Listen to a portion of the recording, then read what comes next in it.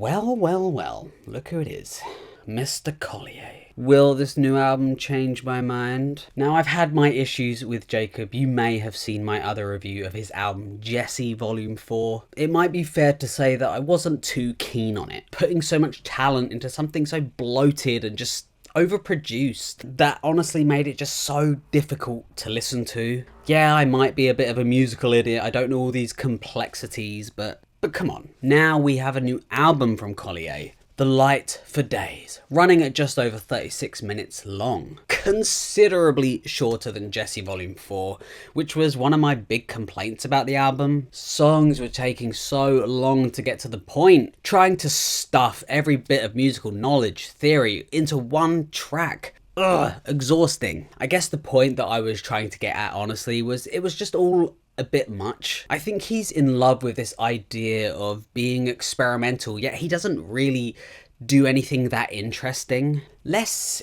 is sometimes more, not always, obviously, but in Jacob's case, yes. Which is why I actually kind of like this album. Shock, horror, I know. Honestly, it's a bit more complicated than that though, because I also have a lot of issues with it. We will come back to that in a bit. It feels like Jacob has reeled that imagination in quite considerably. Things feel more subtle, a mix of folk, pop, but even though it's quite toned down, he's managed to keep that complexity that he loves to include. I'm sure he's doing like lots of advanced techniques and things, but every element has its space to breathe. Nothing feels claustrophobic or just being overshadowed by layers upon layers upon layers of instruments and reverb and just random nothing. He's kept it minimal, focusing on guitar and vocals, which honestly does feel a little too toned back every now and then. One thing he has stuck to, of course, is the layering, you know, the vocals, harmonies, and some instruments. Guitar in this case, but he's done it a bit more gentle in this song. You know, it feels more subtle. It's all very dreamlike, relaxing, giving me flashbacks of walking through the forest when I used to live in Cornwall. There are slight moments of him falling into old habits, mainly on the one track Keep an Eye on Summer, where things, do get a little bit busy, but it's not so in your face like his previous album. It's still very listenable, and he's managed to make it work in the aesthetic of the whole album. He is really talented, like I've stated that multiple times before, and you know, I wish I could play any instrument as well as he plays just one. Even from the opener, you get a taste of this like subtle but yet complex playing of the guitar, and that's something you're going to hear all over this album because it's kept very much to those basics, which does bring me to a bit of criticism of the album. A lot of it just kind of sounds the same, which is an issue when you tone things down and keep it really sort of simple. There are just like some moments where you wish there was something just a bit extra, just to break up the monotony of just guitar and vocals. This is kind of more apparent in the middle of the album, you know, Norwegian Wood, I Know a Little,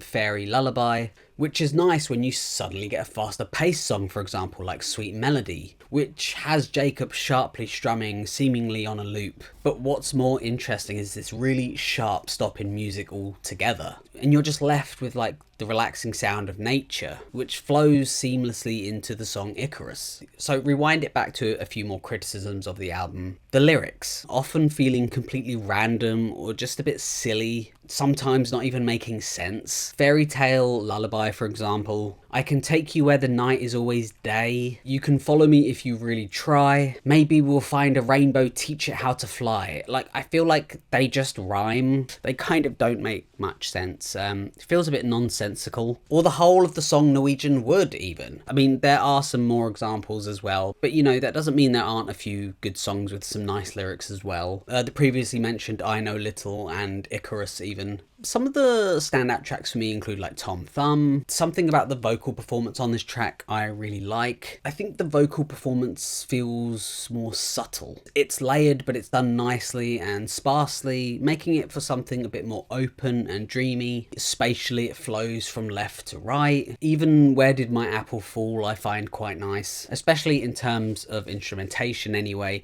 Lyrically, it's okay, I guess. Sometimes it feels like the guitar falls off pace, and I quite like that contrast on these like sweet melodies and vocal harmonies. And that brings us on to the last track of the album, Something Heavy, which I think leads us out quite nicely. We get a nice introduction to something new, a few bells, which does kind of break up the monotony of that guitar and vocal. The guitar sounds very unlike Jacob in this song. Like, he has a bit of a calm mind. He's just nonchalantly strumming, being relaxed in his own thoughts. I find it kind of hard to describe, but it makes it feel a bit more genuine, like he's not overly trying. It's more relatable and somewhat real in this track. But honestly, the album is a bit of a mix for me.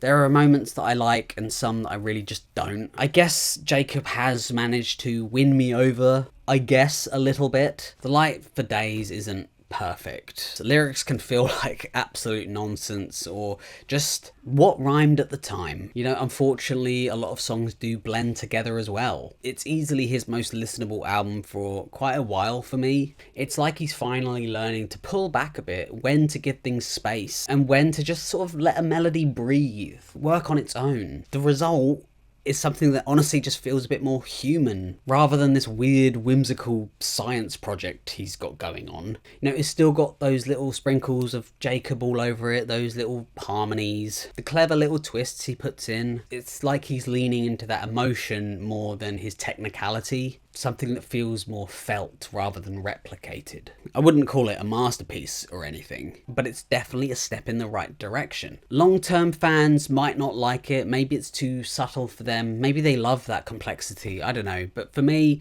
someone who was sort of introduced a bit later into his career, I quite like this direction more. And you know what, I'm actually kind of, I wouldn't say excited, but I'm curious to see what he does next. So with all of that, I would probably give this album a 5 out of 10.